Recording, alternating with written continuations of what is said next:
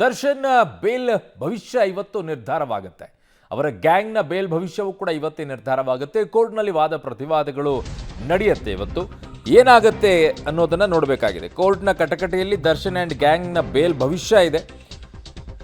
ದರ್ಶನ್ಗೆ ರೆಗ್ಯುಲರ್ ಜಾಮೀನು ಸಿಗುತ್ತಾ ಅಂದರೆ ರೇಣುಕಾಸ್ವಾಮಿ ಕೊಲೆ ಪ್ರಕರಣದಲ್ಲಿ ಅವರು ಜಾಮೀನನ್ನು ಕೇಳ್ತಾ ಇದ್ದಾರೆ. ಆರೋಪಿ ದರ್ಶನ್ ಜಾಮೀನು ವಜಾ ಆಗುತ್ತಾ? ಈಗಾಗಲೇ ಅವರು ಅನಾರೋಗ್ಯದ ಕಾರಣದಿಂದಾಗಿ ಮೆಡಿಕಲ್ ಬೇಲಲ್ಲಿದ್ದಾರೆ. ಜಾಮೀನಿನ ಮೇಲೆ ಹೊರಗಿದ್ದಾರೆ ದರ್ಶನ್.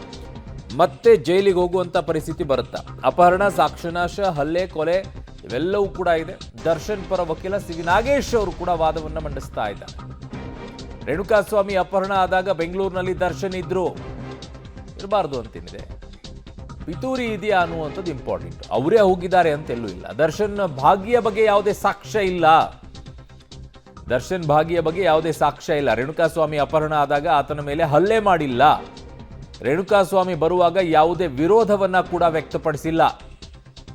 ರೇಣುಕಾಸ್ವಾಮಿ ಸ್ವಯಂ ಪ್ರೇರಿತವಾಗಿ ಅವರೊಟ್ಟಿಗೆ ಬಂದಿದ್ದ. ದರ್ಶನ್ ಪರ ವಕೀಲ ಸಿ ವಿ ನಾಗೇಶ್ ಅವರು ಪ್ರಬಲವಾಗಿರುವಂಥ ವಾದವನ್ನ ಮಂಡಿಸಿದ್ದಾರೆ. ಯಾಮಾರಿಸಿಕೊಂಡು ಕರ್ಕೊಂಡು ಬಂದ್ರ ಪ್ರಶ್ನೆ ಬರುತ್ತೆ ಅಲ್ವಾ? ಆಗ SPP ಅವರು ಏನು ವಾದವನ್ನು ಮಂಡಿಸ್ತಾರೆ ಅನ್ನುವಂಥದ್ದನ್ನ ನೋಡಬೇಕಾಗಿದೆ. ದರ್ಶನ್ ಭಾಗಿಯ ಬಗ್ಗೆ ಯಾವುದೇ ಸಾಕ್ಷ್ಯ ಇಲ್ಲ. ಕಾರಣ ಚಾರ್ಜ್ ಶೀಟ್ನಲ್ಲಿ ಉಲ್ಲೇಖ ಆಗಿರುವಂಥದ್ದು ನಿನ್ನನ್ನ ಮೀಟ್ ಮಾಡಿಸ್ತೀವಿ ಪವಿತ್ರ ಗೌಡ ಜೊತೆಗೆ ಅಂತ ಹೇಳಿ ಕರ್ಕೊಂಡು ಬಂದಿರೋದು. ಪವಿತ್ರ ಗೌಡ ಜೊತೆಗೆ ಮೀಟ್ ಮಾಡಿಸ್ತೀವಿ ಅಂತ ಹೇಳಿ ಅವನೇ ಯಾಕೆ ನಿರಾಕರಿಸ್ಕೊಂಡು ಬರ್ತಾರೆ? ಜೂನ್ 8ರಂದು ರೇಣುಕಾಸ್ವಾಮಿ ಹತ್ಯೆ ಆಗಿತ್ತು. ಜೂನ್ 8ನೇ ತಾರೀಕಿಗೆ. ಜೂನ್ 10ಕ್ಕೆ ಕೆಲವು ಆರೋಪಿಗಳ ಹೇಳಿಕೆ ದಾಖಲಾಗುತ್ತೆ. ಜೂನ್ 11ರಂದು ಎರಡನೇ ಆರೋಪಿಯನ್ನ ಬಂಧಿಸ್ತಾರೆ, ಅಂದ್ರೆ ದರ್ಶನ್. ಜೂನ್ 11ರಂದೇ ದರ್ಶನ್ ಹೇಳಿಕೆಯನ್ನ ಪಡೆದಿದ್ದಾರೆ. ಆದರೆ ಜೂನ್ 16ಕ್ಕೆ ಪ್ರತ್ಯಕ್ಷದರ್ಶಿಗಳ ಹೇಳಿಕೆಯನ್ನ ಪಡೆದಿದ್ದಾರೆ. ಜೂನ್ 8ರಂದು ಹೇಳಕ್ ಬಯಸ್ತಾ ಇರುವಂಥದ್ದು ಇಲ್ಲಿ ಪಿತೂರಿ ಮಾಡಿದ್ದಾರೆ. ಇದು ನೋಡಿ ಹೆಂಗಾಗಿದೆ. 8ನೇ ತಾರೀಕು ಕೊಲೆ ಆದರೆ 10ನೇ ತಾರೀಕಿಗೆ ಕೆಲವು ಆರೋಪಿಗಳನ್ನ ಹೇಳಿಕೆ ದಾಖಲು ಮಾಡ್ಕೊಳ್ತಾರೆ. 11ನೇ ತಾರೀಕಿಗೆ ಎರಡನೇ ಆರೋಪಿಯನ್ನು ಬಂಧಿಸ್ತಾರೆ. 11ನೇ ತಾರೀಕಿನೇ ಅವರ ಹೇಳಿಕೆಯನ್ನ ಪಡ್ಕೊಳ್ತಾರೆ, ದರ್ಶನ್ ಅವರ ಹೇಳಿಕೆಯನ್ನ. ಆದರೆ ಸಾಕ್ಷಿಗಳ ವಿಚಾರದಲ್ಲಿ ಹೋದಾಗ 16ಕ್ಕೆ ಪ್ರತ್ಯಕ್ಷದರ್ಶಿಗಳ ಹೇಳಿಕೆಯನ್ನ ಪಡ್ಕೊಳ್ತಾರೆ ಅಂತ ಹೇಳ್ತಾರೆ. ಜೂನ್ 16ರಂದು ಲಾಠಿ, ಬಾಟಲ್, ಹಗ್ಗ, ಕೊಂಬೆ ಇವನ್ನೆಲ್ಲ ವಶಕ್ಕೆ ಪಡ್ಕೊಳ್ತಾರೆ. ಅಲ್ಲಿ ತನಿಖೆ ಹೇಗಾಗಿದೆ ಅನ್ನುವಂಥದ್ರ ವಿವರವನ್ನು ನೋಡ್ತಾ ಹೋದಾಗ ಎಲ್ಲವೂ ಕೂಡ ಬೆಳಕಿಗೆ ಬರ್ತಾ ಹೋಗುತ್ತೆ. ರೇಣುಕಾಸ್ವಾಮಿ ಕೊಲೆ ಜಾಗದಲ್ಲಿ ಮರದ ಕೊಂಬೆಯನ್ನ ರಿಕವರಿಯನ್ನ ಮಾಡಿಕೊಂಡಿದ್ದಾರೆ ಪೊಲೀಸರು. ಮರದ ಕೊಂಬೆಯನ್ನ ಸೀಸ್ ಮಾಡಿದ್ದಾರೆ. ಮರದ ಕೊಂಬೆಯನ್ನ, ಅದು ದನಕರುಗಳಿಗೆ ಹೊಡೆಯೋಕೆ ಬಳಸುವಂತಹ ಕೊಂಬೆ. ಹಗ್ಗವನ್ನ ಕೂಡ ವಶಕ್ಕೆ ಪಡೆದುಕೊಂಡಿದ್ದಾರೆ. ಹಗ್ಗದಿಂದ ಉಸಿರುಗಟ್ಟಿಸಿ ಸಾಯಿಸಿದ್ರಾ ಅಂತ ನ್ಯಾಯಮೂರ್ತಿಗಳು ಕೇಳ್ತಾ ಇದ್ದಾರೆ. ಇಲ್ಲ, ಆತನ ಬೆನ್ನಿಗೆ ಬಾಸುಂಡೆ ಬರುವಂತೆ ಹೊಡೆದಿದ್ದಾರೆ ನಾಗೇಶ್ ಅವರು ಹೇಳೋದು. ದರ್ಶನ್ ಪರ ವಕೀಲ ಸಿ ವಿ ನಾಗೇಶ್ ಅವರು ಪ್ರಬಲ ವಾದವನ್ನು ಮಂಡಿಸ್ತಾ ಹೇಳ್ತಾ ಇದ್ದಾರೆ. ರೇಣುಕಾಸ್ವಾಮಿ ಕೊಲೆ ಜಾಗದಲ್ಲಿ ಮರದ ಕೊಂಬೆಯನ್ನು ರಿಕವರಿ ಮಾಡ್ಕೊಂಡಿದ್ದಾರೆ. ಆ ಮರದ ಕೊಂಬೆ ಏನಿದೆ ಸೀಸ್ ಮಾಡಿದ್ದಾರೆ ಪೊಲೀಸರು. ಆ ಮರದ ಕೊಂಬೆ ದನಕರುಗಳಿಗೆ ಹೊಡೆಯೋಕೆ ಬಳಸುವಂತ ಕೊಂಬೆ. ಅಲ್ಲಿ ಹುಲ್ಲು ಮೇಯ್ಸಕ್ಕೆ ಹೋಗಿರ್ಬೋದು ದನಕರುಗಳನ್ನು ತಗೊಂಡು ಶೆಡ್ನಲ್ಲಿ. ಆ ಕಡೆಗೆ ದೊಡ್ಡದಿದೆ ಅದು ಎಕರೆ. ಹಗ್ಗವನ್ನ ಕೂಡ ವಶಕ್ಕೆ ಪಡೆದುಕೊಂಡಿದ್ದಾರೆ. ಆಗ ನ್ಯಾಯಮೂರ್ತಿಗಳು ಕೇಳ್ತಾರೆ, ಹಗ್ಗದಿಂದ ಉಸಿರು ಕಟ್ಟಿಸಿ ಸಾಯಿಸಿದ್ರಾ ಅಂತ ಹೇಳಿ. ಇಲ್ಲ, ಬೆನ್ನಿಗೆ ಬಾಸುಂಡೆ ಬರೋ ರೀತಿಯಲ್ಲಿ ಹೊಡೆದಿದ್ದಾರೆ. ನಿಖರ ಸಮಯ ಸ್ಪಷ್ಟಪಡಿಸಿಲ್ಲ ರೇಣುಕಾಸ್ವಾಮಿ ಸಾವನ್ನಪ್ಪಿರುವಂಥದ್ದು. ಫೋಟೋ ನೋಡಿ ವೈದ್ಯರು ಕೊಲೆ ಅಂತ ತೀರ್ಮಾನಿಸಿದ್ದಾರೆ. ದರ್ಶನ್ ಪರ ವಕೀಲ ಸಿ ವಿ ನಾಗೇಶ್ ಅವರು ಪ್ರಬಲ ವಾದವನ್ನು ಮಂಡಿಸ್ತಾ ಇದ್ದಾರೆ. ರೇಣುಕಾಸ್ವಾಮಿ ಹತ್ಯೆಯಾಗಿದ್ದು ಜೂನ್ 8ನೇ ತಾರೀಕಿಗೆ. ಜೂನ್ 8, 9, 10ಕ್ಕೂ ಕೂಡ ಶವ ಸಿಕ್ಕಿಲ್ಲ. ಶವ ಪರೀಕ್ಷೆಯನ್ನ ಮಾಡಿರಲ್ಲ. ಶವ ಸಿಕ್ಕಿದೆ, ಶವ ಸಿಕ್ಕಿಲ್ಲ ಅಂತಲ್ಲ. ದರ್ಶನ್ ಪರ ವಕೀಲ ಸಿ ವಿ ನಾಗೇಶ್ ಅವರು ವಾದವನ್ನ ಮಂಡಿಸಿದ್ದಾರೆ. ರೇಣುಕಾಸ್ವಾಮಿ ಸಾವು ಸಂಭವಿಸಿದ ಬಗ್ಗೆ ನಿಖರ ಸಮಯವನ್ನ ಸ್ಪಷ್ಟಪಡಿಸಿಲ್ಲ. ಫೋಟೋ ನೋಡಿ ವೈದ್ಯರು ಕೊಲೆ ಅಂತ ತೀರ್ಮಾನಿಸಿದ್ದಾರೆ. ಫೋಟೋ ನೋಡಿ ಹೆಂಗ್ ಕೊಲೆ ಅಂತ ತೀರ್ಮಾನಿಸೋದು? ಅಲ್ಲಿ ಬಿದ್ದಿರೋ ಏಟುಗಳು ಫೋಟೋ ನೋಡಿದ್ರೆ ಯಾರಾದರೂ ಅದು ಕೊಲೆ ಅಂತ ಹೇಳ್ತಾರೆ. ಅಲ್ಲಿ ಬಿದ್ದಿರೋ ಏಟುಗಳನ್ನ ಎಲ್ಲ ನೋಡಿದಾಗ, ಫೋಟೋ ನೋಡಿದಾಗ್ಲೇ ಹೇಳ್ತಾರೆ ಅದು ಕೊಲೆ ಅಂತ ಹೇಳಿ. 8, 9, 10ಕ್ಕೂ ಕೂಡ ಶವ ಸಿಕ್ಕಿಲ್ಲ. ಮತ್ತು ಶವ ಸಿಕ್ಕಿದ್ದು ಯಾವಾಗ? 9ನೇ ತಾರೀಕಿನ ಬೆಳಗಿನ ಜಾವದಲ್ಲಿನೇ ಶವ ಸಿಗೋದು. ನನ್ನ ಸಹೋದ್ಯೋಗಿ ಈಗ ಉಮೇಶ್ ನನ್ನ ಸಂಪರ್ಕಕ್ಕೆ ಸಿಗ್ತಾ ಇದ್ದಾರೆ ಕ್ರೈಮ್ ಬ್ಯೂರೋಯಿಂದ. ಉಮೇಶ್, ಚಾರ್ಜ್ ಶೀಟ್ನಲ್ಲಿ ಸ್ಪಷ್ಟವಾಗಿ ಉಲ್ಲೇಖವಾಗಿರುವಂಥ ಈ ಪ್ರಕರಣದಲ್ಲಿ ಶವ ಯಾವಾಗ ಸಿಕ್ತು, ಯಾರು 3 ಜನ ಹೋಗಿ ಸರೆಂಡರ್ ಆದರು, ಆಮೇಲೆ ಅದಕ್ಕೆ ಸಂಬಂಧಪಟ್ಟಂಥ ವಿಚಾರಣೆ ಮಾಡಿದಾಗ ಯಾರು ಏನು ಅಂತ ಹೇಳಿದಾಗ ಅವರಲ್ಲಿ ದರ್ಶನ್ ಇವರೆಲ್ಲ ಹೆಸರು ಬರೋಕ್ಕೆ ಶುರುವಾಗುತ್ತೆ. ಅವರನ್ನು ವಿಚಾರಣೆ ಮಾಡಬೇಕಾಗತ್ತೆ, ಅದಕ್ಕೊಂದಿಷ್ಟು ಸಮಯಾವಕಾಶ ಬೇಕಾಗತ್ತೆ. ಅದಾದ ನಂತರ ಅವರಿಂದ ಮಾಹಿತಿಯನ್ನು ಪಡ್ಕೊಂಡಾದ ನಂತರ ಪ್ರತ್ಯಕ್ಷದರ್ಶಿಗಳನ್ನು ಹುಡುಕಬೇಕಾಗತ್ತೆ. ಇವೆಲ್ಲವೂ ಟೈಮ್ ಸಿಗುತ್ತೆ ಅನ್ನುವಂಥದ್ದು ಹಿರಿಯ ವಕೀಲರಿಗೂ ಕೂಡ ಗೊತ್ತಿರುತ್ತೆ, ಅದ್ರ ಬಗ್ಗೆ ಇಲ್ಲ ಅಂತಲ್ಲ. ಬಟ್ ಡಿಫೆಂಡ್ ಮಾಡಬೇಕಾಗಿರುವಂಥ ಪ್ರಕರಣ ಆಗಿರೋದ್ರಿಂದ ಡಿಫೆಂಡ್ ಮಾಡೋಕ್ಕೆ ಎಲ್ಲ ವಿಚಾರಗಳ ಪ್ರಸ್ತಾಪ ಆಗ್ತಾ ಇದೆಯಾ ಅಂತ.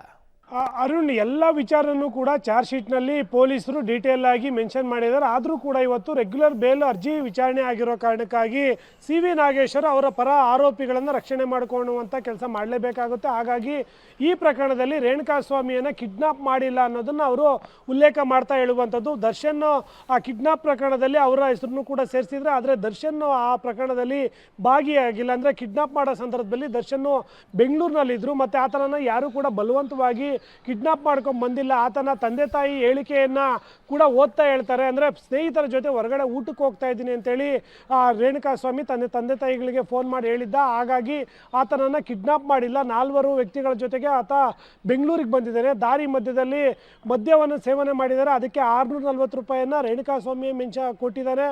ಹಾಗಾಗಿ ಇದರಲ್ಲಿ ಕಿಡ್ನಾಪ್ ಆಗಿಲ್ಲ. ಅದರ ಬದಲಾಗಿ ಆತನನ್ನು ಸ್ನೇಹಿತರ ಜೊತೆಗೆ ಬೆಂಗಳೂರಿಗೆ ಕರ್ಕೊಂಡ್ಬಂದಿದ್ದಾರೆ. ಇದರಲ್ಲಿ ನಟ ದರ್ಶನ್ ಪಾತ್ರ ಇಲ್ಲ ಅನ್ನೋದನ್ನು CV ನಾಗೇಶ್ವರ ಹೇಳುವಂಥದ್ದು. ಮತ್ತು ಪಟ್ಟಣಗೆರೆ ಶೆಡ್ನಲ್ಲಿ ರೇಣುಕಾಸ್ವಾಮಿಯ ಕೊಲೆಯಾದ ಜಾಗದಲ್ಲಿ ಒಂದು ಹಗ್ಗ ಮತ್ತು ಒಂದು ದನ ಮೇಯಿಸುವಂಥ ಕೋಲನ್ನು ಮಾತ್ರ ವಶಪಡಿಸ್ಕೊಂಡಿದ್ದಾರೆ. ಇದರಿಂದ ಯಾವ ರೀತಿಯಾಗಿ ಕೊಲೆ ಮಾಡೋದಕ್ಕೆ ಸಾಧ್ಯ ಅಂತೇಳಿ ಅವರು ವಾದ ಮಾಡ್ತಾರೆ. ಆ ಸಂದರ್ಭದಲ್ಲಿ ನ್ಯಾಯಾಧೀಶರು ಕೂಡ ಇದನ್ನು ಬಳಸಿ ಯಾವ ರೀತಿಯಾಗಿ ಆತನನ್ನು ಕೊಲೆ ಮಾಡಿದ್ರು ಅಥವಾ ಉಸಿರುಗಟ್ಟಿಸಿದ್ರು ಅನ್ನೋ ಪ್ರಶ್ನೆಯನ್ನು ಕೂಡ ಕೇಳದಂಥ ಸಂದರ್ಭದಲ್ಲಿ ಇವರಿಲ್ಲ, ಹಗ್ಗದಲ್ಲಿ ಬೆನ್ನಿಗೆ ಹೊಡೆದಿದ್ದಾರೆ, ಮತ್ತು ಕೋಲು ಏನು ಇದೆ ಆ ಕೋಲನ್ನು ಕೂಡ ಬೆನ್ನಿನ ಮೇಲೆ ಹೊಡೆದಿರುವಂಥದ್ದು ಗುರುತುಗಳು ಸಿಕ್ಕಿರುವಂಥದ್ದು. ಶವವನ್ನು ಕೂಡ ಒಂದು ಕಡೆಯಿಂದ ಮತ್ತೊಂದು ಕಡೆ ಎಸ್ತಿರುವಂಥದ್ದು. ಅದು ಸಾಕ್ಷ್ಯನಾಶ ಆಗೋದಿಲ್ಲ, ಅದು ಸುಟ್ಟಾಕಿದರೆ ಮಾತ್ರ ಸಾಕ್ಷ್ಯನಾಶ ಆಗುತ್ತೆ.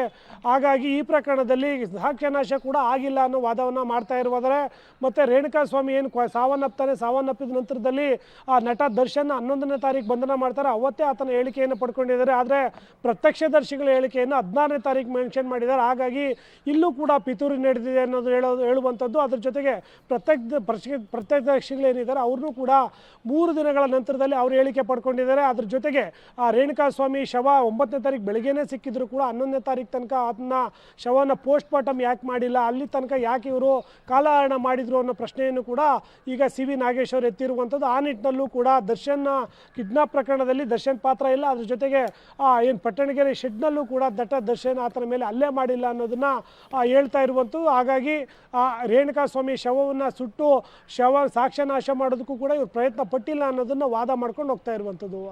ಅರವಿಂದ್, ಓಕೆ, ಈ ವಿಚಾರದಲ್ಲಿ ಈಗ CV ನಾಗೇಶ್ವರ್ ವಾದವನ್ನು ಮಂಡಿಸ್ತಾ ಇರುವಂಥ ವಿಚಾರದಲ್ಲಿ ನೋಡೋದಾದರೆ, ಒಂದು ಕಿಡ್ನ್ಯಾಪ್ ಪ್ರಕರಣದಲ್ಲಿ ಇವ್ರು ಇನ್ವಾಲ್ವ್ ಇಲ್ಲ ಅನ್ನೋದನ್ನ ಹೇಳಕ್ ಪ್ರಯತ್ನ ಪಡ್ತಾ ಇರೋದು. ಇನ್ನೊಂದು ಕಡೆಗೆ ಕೊಲೆ ಮಾಡಿರುವಂಥ ಜಾಗದಲ್ಲಿ ಇರಬಹುದು, ಬಟ್ ಅವ್ರು ಕೊಲೆ ಮಾಡಿಲ್ಲ, ಹಲ್ಲೆನೂ ಕೂಡ ಮಾಡಿಲ್ಲ ಅನ್ನುವಂಥದ್ದನ್ನ ಪ್ರಯತ್ನ ಮಾಡ್ತಾ ಇದ್ದಾರೆ. ಬಟ್ ಕೊಲೆ ಮಾಡಿರೋದನ್ನ ಅಲ್ಲಿ ಹೊಡಿತಾ ಇರುವಂಥದ್ದನ್ನು ನೋಡ್ಕೊಂಡಿರುವಂಥದ್ದು ಕೂಡ ಅಷ್ಟೇ ಅಪರಾಧನೇ ಅಲ್ವಾ? ಅರುಣ್, ಈಗಾಗಲೇ 1 ವರ್ಷ ಅಂದರೆ CV ನಾಗೇಶ್ವರ್ ವಾದ ಮಾಡ್ತಾ ಇದ್ದಾರೆ. ಅಂದರೆ ತನ್ನ ಪರ ಆರೋಪಿಯನ್ನು ರಕ್ಷಣೆ ಮಾಡುವಂಥ ಆತನ ಪಾತ್ರ ಏನೂ ಇಲ್ಲ ಅನ್ನೋದನ್ನು ಅವರು ವಾದ ಮಾಡಬೇಕು, ಅದನ್ನು ಮಾಡ್ಕೊಂಡು ಹೋಗ್ತಾ ಇರುವಂಥದ್ದು. ಚಾರ್ಜ್ ಶೀಟ್ನಲ್ಲಿ ಏನೆಲ್ಲ ಅಂಶಗಳಿದೆ ಅದನ್ನೆಲ್ಲ ಕ್ಲೀನಾಗಿ ಇವರು ಸ್ಟಡಿ ಮಾಡಿರ್ತಾರೆ. ಅದರ ಆಧಾರದ ಮೇಲೆ ಎಲ್ಲಾದರೂ ಲೋಪದೋಷಗಳಿದೆಯಾ, ಯಾಕೆ ಇವರು ತಡ ಮಾಡಿದರು, ಮತ್ತು ಈ ಪ್ರಕರಣದಲ್ಲಿ ದರ್ಶನ್ ಪಾತ್ರ ಇಲ್ಲ ಅನ್ನೋದನ್ನು ಅವರು ವಾದ ಮಾಡ್ಕೊಂಡು ಹೋಗ್ತಾರೆ. ಆದರೆ SPPಗೆ ಅವಕಾಶ ಸಿಕ್ಕಂಥ ವೇಳೆಯಲ್ಲಿ ಚಾರ್ಜ್ ಶೀಟ್ನಲ್ಲಿ ಸಿಕ್ಕಿರುವಂಥ ಅಂಶಗಳು ಮತ್ತು ನಟ ದರ್ಶನ್ನ ರೇಣುಕಾಸ್ವಾಮಿನ ಕಿಡ್ನಾಪ್ ಮಾಡೋಕ್ಕೆ ಹೇಳಿದವರು ಯಾರು, ನಂತರದಲ್ಲಿ ಆತನನ್ನು ಕಿಡ್ನಾಪ್ ಮಾಡಿಕೊಂಡು ಪಟ್ಟಣಗೆರೆ ಶೆಡ್ನಲ್ಲಿ ಬಂದಂಥ ವೇಳೆಯಲ್ಲಿ ಏನೆಲ್ಲ ಆಯಿತು, ಆ ಸಂದರ್ಭದಲ್ಲಿ ಯಾರೆಲ್ಲ ಇದ್ದರು, ದರ್ಶನ್ ಪಾತ್ರ ಏನು, ಆ ದರ್ಶನ್ ಇಲ್ಲಿಗೆ ಶೆಡ್ಗೆ ಬಂದು ಏನು ನೋಡ್ಕೊಂಡು ನಿಂತಿದ್ರ ಅಥವಾ ಅಲ್ಲೇ ಮಾಡಿದ್ರು ಎಲ್ಲಿಗೆ ಅಲ್ಲೇ ಮಾಡಿದ್ರು, ಆ ಸಂದರ್ಭದಲ್ಲಿ ಯಾರೆಲ್ಲ ಇದ್ದರು ಅನ್ನೋದಕ್ಕೂ ಕೂಡ ಅವರು ಚಾರ್ಜ್ ಶೀಟ್ನಲ್ಲಿ ಸಾಕ್ಷಿಗಳನ್ನು ಉಲ್ಲೇಖ ಮಾಡಿದ್ದಾರೆ. ಮತ್ತು ಹೆಚ್ಚುವರಿ ಚಾರ್ಜ್ ಶೀಟ್ ಸಲ್ಲಿಸುವ ವೇಳೆಯಲ್ಲೂ ಕೂಡ ಕೆಲವು ಫೋಟೋಗಳು ರಿಕವರಿ ಮಾಡಿದ್ದಾರೆ. ಆ ಫೋಟೋದಲ್ಲೂ ಕೂಡ ದರ್ಶನ್ ಅಲ್ಲೇ ಮಾಡುವಂಥದ್ದು, ಆ ಸ್ಥಳದಲ್ಲಿ ಇರುವಂಥದ್ದು ಎಲ್ಲದಕ್ಕೂ ಕೂಡ ಏನು ಪೊಲೀಸರ ತನಿಖೆಯಲ್ಲಿ ಸಾಕ್ಷಿಗಳಿದ್ದಾವೆ. ಅದು SPPಗೆ ಅವಕಾಶ ಸಿಕ್ಕಂಥ ವೇಳೆಯಲ್ಲಿ ಪ್ರತಿವಾದ ಮಾಡೋಂಥ ಸಂದರ್ಭದಲ್ಲಿ ಅದನ್ನು ಕೂಡ ಅವರು ಡಿಫೆಂಡ್ ಮಾಡ್ಕೋತಾರೆ. ಈಗ CV ನಾಗೇಶ್ವರ್ ವಾದ ಮಾಡ್ತಾ ಇರೋ ಕಾರಣಕ್ಕಾಗಿ ಅವರು ಈ ರೇಣುಕಾಸ್ವಾಮಿ ಕೊಲೆ ಪ್ರಕರಣದಲ್ಲಿ ದರ್ಶನ್ ಪಾತ್ರ ಇಲ್ಲ ಅನ್ನೋದನ್ನು ವಾದ ಮಾಡ್ತಾ ಇರುವಂಥದ್ದು. ಹಾಗಾಗಿ ಅದಕ್ಕಾಗಿ ಈಗ ಏನು ಕಿಡ್ನಾಪ್ನಲ್ಲಿ ದರ್ಶನ್ ಪಾತ್ರ ಇಲ್ಲ, ಮತ್ತು ಆ ಪಟ್ಟಣಗೆರೆ ಶೆಡ್ನಲ್ಲಿ ದರ್ಶನ್ ಹಲ್ಲೆ ಮಾಡಿದ್ರ ಜೊತೆಗೆ ಸಾಕ್ಷ್ಯ ನಾಶ ಮಾಡೋದಕ್ಕೂ ಕೂಡ ಆತ ಯತ್ನ ಮಾಡಿಲ್ಲ ಅನ್ನೋದನ್ನು ಹೇಳ್ತಾ ಈ ಪ್ರಕರಣದಲ್ಲಿರುವಂಥ ಲೋಪದೋಷಗಳೇನು ಅನ್ನೋದ್ರ ಬಗ್ಗೆ ಕೂಡ ಉಲ್ಲೇಖ ಮಾಡ್ಕೊಂಡು ಹೋಗ್ತಾ ಇದ್ದಾರೆ. ಯಾವಾಗ SPP ವಾದ ಶುರುವಾಗುತ್ತೋ ಆ ಸಂದರ್ಭದಲ್ಲಿ ಎಲ್ಲದಕ್ಕೂ ಕೂಡ ಪೂರಕವಾಗಿ ಉತ್ತರವನ್ನು ನ್ಯಾಯಮೂರ್ತಿಗಳ ಮುಂದೆ SPP ಪ್ರಸನ್ನ ಕುಮಾರ್ ಹೇಳ್ತಾರೆ. ಅರುಣ್, ಓಕೆ, ಹಾಗೆ ಸಂಪರ್ಕದಲ್ಲಿ ರಮೇಶ್ ವಾಪಸ್ ಬರ್ತೀನಿ. ಪ್ರಸನ್ನ ಕುಮಾರ್ ಅವರು SPP ಅವರು ಸ್ಪೆಷಲ್ ಪಬ್ಲಿಕ್ ಪ್ರಾಸಿಕ್ಯೂಟರ್ ಈಗ ಕೌಂಟರ್ ಅಟ್ಯಾಕ್ ಅನ್ನ ಮಾಡಿದಾಗ ಆ ವಿಚಾರಗಳು ಆಚೆ ಬರ್ತಾ ಹೋಗುತ್ತೆ. ಕಾರಣ ಚಾರ್ಜ್ ಶೀಟ್ನಲ್ಲಿ ಉಲ್ಲೇಖವಾಗಿರುವಂಥ ಕೆಲವು ಅಂಶಗಳಿದೆ. ಆದರೆ ಇಲ್ಲಿ CV ನಾಗೇಶ್ವರು ವಾದವನ್ನು ಮಂಡಿಸ್ತಾರೆ. ಅದರಲ್ಲಿ ಒಂದಿಷ್ಟು ಲೋಪದೋಷಗಳು ಏನಿದಾವೋ ಅದನ್ನು ಎತ್ತಿ ಹಿಡಿಯುವಂಥ ಪ್ರಯತ್ನವನ್ನು ಮಾಡ್ತಾ ಇದ್ದಾರೆ. ಬಟ್ ಘಟನೆ ನಡೆದ ಮಾರನೇ ದಿನ ಅಂದರೆ 8ನೇ ತಾರೀಕಿಗೆ, ಅದಾದ ನಂತರ ಬಾಡಿ ಸಿಕ್ಕಂಥ ದಿನ, 3 ದಿನ ಬಂದು ಸರೆಂಡರ್ ಆಗಿರುವಂಥದ್ದು, ಸರೆಂಡರ್ ಆದವರಿಂದ ಬಾಯಿ ಬಿಟ್ಟಾಗ ಹೆಸರುಗಳು ಕೇಳ್ಕೊಂಡು ಬಂದಿರೋದು, ಇವೆಲ್ಲವೂ ಕೂಡ ಇದೆ. ಸೊ 10ರಂದೇ ಶೆಡ್ ವಶಕ್ಕೆ ಪಡೆದರೂ ಕೂಡ ಜೂನ್ 12ರವರೆಗೂ ಕೂಡ ಏನೂ ಕೆಲಸ ಮಾಡಿಲ್ಲ. 10ನೇ ತಾರೀಕಿಗೆ ಶೆಡ್ಡನ್ನು ವಶಕ್ಕೆ ಪಡ್ಕೊಳ್ತಾರೆ, ಕ್ರೈಮ್ ಸೀನ್ ಅದು. 12ರವರೆಗೂ ಇವರೇನು ಕೆಲಸ ಮಾಡಿಲ್ಲ. That's a loophole. ಆ ವಿಚಾರದಲ್ಲಿ ಕೌಂಟರ್ ಅಟ್ಯಾಕ್ ಮಾಡ್ತಾ ಇದ್ದಾರೆ. ಪ್ರತ್ಯಕ್ಷದರ್ಶಿಗಳ ಹೇಳಿಕೆಯನ್ನು ಆಧರಿಸಿ ವಾದವನ್ನ ಮಂಡಿಸ್ತಾ ಇದ್ದಾರೆ. ಘಟನೆ ನಡೆದ ಮರುದಿನ ಶೆಡ್ ಅನ್ನ ಸೀಸ್ ಮಾಡಿದ್ದಾರೆ. ಇಲ್ಲ, ಘಟನೆ ನಡೆದಿದ್ದು 8ನೇ ತಾರೀಕಿಗೆ, 9ನೇ ತಾರೀಕಿಗೆ ಬಾಡಿ ಸಿಗುತ್ತೆ. ಆಮೇಲೆ ಟ್ರೇಸ್ ಔಟ್ ಮಾಡ್ತಾರೆ ಎಲ್ಲ CC ಕ್ಯಾಮ್ರಾಗಳನ್ನು, ಯಾವ ಕಾರು ಏನು ಅಂತ ಹೇಳಿ. ಅದೇ ಸಮಯಕ್ಕೆ 3 ಮಂದಿ ಬಂದು ಸರೆಂಡರ್ ಆಗ್ತಾರೆ. ಆ ಸರೆಂಡರ್ ಆಗಿರೋರಿಂದ ಮಾಹಿತಿಯನ್ನು ಪಡ್ಕೊಳ್ತಾರೆ. ಅದಕ್ಕೆ ತಕ್ಕಂತೆ ಈ CC ಕ್ಯಾಮ್ರಾಗಳನ್ನು ಹುಡ್ಕೊಂಡು ಹೋದಾಗ ಅದು ನೇರವಾಗಿ ಸಿಕ್ಕಾಕೊಳ್ಳುವಂಥದ್ದು ಒಂದು ಪಬ್ನಲ್ಲಿ. ಅಲ್ಲಿಂದ ಲೆಕ್ಕ ಇಟ್ಕೊಳ್ತಾರೆ. ಅದು ದರ್ಶನ್ ಅವರ ಮನೆಗೆ ಹೋಗಿ ತಲುಪಿಕೊಳ್ಳುತ್ತೆ. ಆಮೇಲೆ ಇವುಗಳನ್ನೆಲ್ಲ ವಿಚಾರಣೆಯನ್ನು ಮಾಡ್ತಾ ಬರ್ತಾರೆ. ಸೊ ಇದಕ್ಕೆ ಸಮಯ ಅವಕಾಶ ಬೇಕು.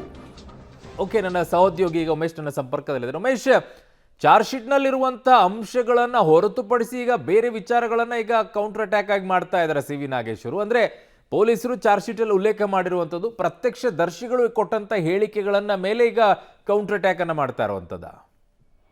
CV ನಾಗೇಶ್ವರ್ ಈಗಾಗಲೇ ಚಾರ್ಜ್ ಶೀಟ್ನ ಅವರು ಡೀಟೇಲ್ ಆಗಿ ಓದ್ಕೊಂಡಿದ್ದಾರೆ. ಅದರಲ್ಲಿ ಇರುವಂಥ ಲೋಪದೋಷಗಳೇನು ಅಂದರೆ ಪೊಲೀಸರ ತನಿಖೆಯಲ್ಲಿ ಏನೆಲ್ಲ ಲೋಪದೋಷಗಳಿದ್ದಾವೆ, ಯಾಕೆ ಈ ಸಂದರ್ಭದಲ್ಲಿ ಕಾನೂನು ಪ್ರಕಾರ ಇದನ್ನು ಪಾಲನೆ ಮಾಡಿಲ್ಲ ಅನ್ನೋ ನಿಟ್ಟಿನಲ್ಲಿ ಅವರು ವಾದ ಮಾಡ್ತಾ ಇರುವಂಥದ್ದು. ಅದೇ ಕಾರಣಕ್ಕೆ ನಟ ದರ್ಶನನ್ನ 11ನೇ ತಾರೀಕೆ ಬಂಧನ ಮಾಡ್ತಾರೆ. ಬಂಧನ ಮಾಡಿದ ದಿನವೇ ಆತನ ಹೇಳಿಕೆಯನ್ನು ಪಡ್ಕೊಂಡಿದ್ದಾರೆ. ಆದರೆ ಪ್ರತ್ಯಕ್ಷದರ್ಶಿಗಳ ಹೇಳಿಕೆಯನ್ನು 16ನೇ ತಾರೀಕೆ ದಾಖಲು ಮಾಡಿದ್ದಾರೆ. ಯಾಕೆ ಏನೋ ಪ್ರಶ್ನೆ ವ್ಯಕ್ತಪಡಿಸುವಂಥದ್ದು.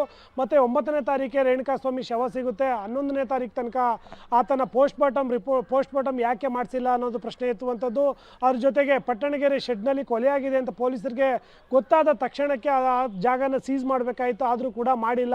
ಆ ನಿಟ್ಟಿನಲ್ಲೂ ಕೂಡ ಯಾಕೆ ಪೊಲೀಸರು ನಿರ್ಲಕ್ಷ್ಯ ವಹಿಸಿದ್ರು, ಇದೆಲ್ಲ ಕೂಡ ಪಿತೂರಿ ಮಾಡಿದ್ದಾರೆ ಅನ್ನೋ ನಿಟ್ಟಿನಲ್ಲೂ ಕೂಡ CV ನಾಗೇಶ್ವರ್ ವಾದ ಮಾಡ್ತಾ ಇದ್ದಾರೆ. ಆದರೆ ಈ ಎಲ್ಲದಕ್ಕೂ ಕೂಡ SPP ಪ್ರಸನ್ನ ಕುಮಾರ್ ಅವಕಾಶ ಸಿಗದ ವೇಳೆ ಅದು ಅವರು ಉತ್ತರ ಕೊಡಬೇಕಾಗುತ್ತೆ. ಉತ್ತರ ಕೊಡೋದಲ್ಲದೆ ಅದಕ್ಕೆ ಬೇಕಾದಂಥ ಪೂರಕ ಸಾಕ್ಷ್ಯಗಳು, ಫೋಟೋಗಳಾಗಿರ್ಬೋದು, ಟೆಕ್ನಿಕಲ್ ಎವಿಡೆನ್ಸ್ ಆಗಿರ್ಬೋದು, ಪ್ರತ್ಯಕ್ಷದರ್ಶಿಗಳ ಹೇಳಿಕೆ ಆಗಿರ್ಬೋದು, ಎಲ್ಲವನ್ನೂ ಕೂಡ ಪೊಲೀಸರ ತನಿಖೆಯಲ್ಲಿ ಈತನ ಪಾತ್ರ ಏನು ಅನ್ನೋದನ್ನು ಅವರು ನ್ಯಾಯಮೂರ್ತಿಗಳಿಗೆ ಮನವರಿಕೆ ಮಾಡಿಕೊಡ್ಬೇಕಾಗುತ್ತೆ. ಆ ನಿಟ್ಟಿನಲ್ಲಿ ಅವರು ಕೂಡ ಕೆಲಸ ಮಾಡ್ತಾರೆ. ಹಾಗಾಗಿ ಈಗ ಸದ್ಯಕ್ಕೆ ನಟ ದರ್ಶನ್ ಪರವಾಗಿ CV ನಾಗೇಶ್ವರ್ ವಾದ ಮಾಡ್ತಾ ರೇಣುಕಾಸ್ವಾಮಿ ಕೊಲೆ ಪ್ರಕರಣ ಯಾವ ರೀತಿ ಬೆಳಕಿಗೆ ಬಂತು, ಇದರಲ್ಲಿ ನಟ ದರ್ಶನ್ ಅವ್ರ ಮೇಲಿರುವಂಥ ಆರೋಪಕ್ಕೆ ಅದರಲ್ಲಿ ಸೂಕ್ತ ಸಾಕ್ಷ್ಯಗಳಿಲ್ಲ, ಪೊಲೀಸರು ಕೆಲವೊಂದು ವೈಫಲ್ಯಗಳನ್ನು ಮಾಡಿದ್ದಾರೆ, ಜೊತೆಗೆ ಸೂಕ್ತವಾಗಿ ತನಿಖೆ ನಡೆಸಿಲ್ಲ, ಏನೋ ಪಿತೂರಿ ನಡೆಸಿ ನಟ ದರ್ಶನ್ ಈ ಪ್ರಕರಣದಲ್ಲಿ ಸಿಲುಕಿಸಿದ್ದಾರೆ ಅನ್ನೋ ನಿಟ್ಟಿನಲ್ಲಿ ಅವರು ವಾದ ಮಾಡ್ತಾ ಇದ್ದಾರೆ. ವಾದ ನಂತರದಲ್ಲಿ ಇತರೆ ಆರೋಪಿಗಳದ್ದು ಜಾಮೀನು ಅರ್ಜಿ ಕೂಡ ಇದೆ, ಅವರು ಕೂಡ ವಾದ ಮಾಡಬೇಕಾಗುತ್ತೆ.